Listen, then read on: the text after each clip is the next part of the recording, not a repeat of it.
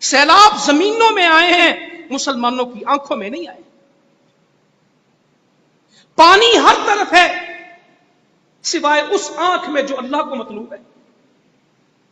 اللہ تعالیٰ کہتا ہے میں کو تمہیں تباہ کرنا چاہتا ہوں، تم سمجھتے ہو یہ میں نے کیا؟ اللہ تعالیٰ کہتا ہے ان اللہ لا یظلم مثقال ذرہ، اللہ تعالیٰ کہتا ہے میں تو ذرے کے برابر بھی کسی پہ ظلم نہیں کرتا۔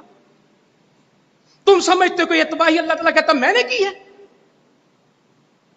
ہاں حکم میرا ہے، فیصلہ میرا ہے، معاملہ تمہارا ہے، عمل تمہارا ہے، مجھ پہ نہیں ڈالنا۔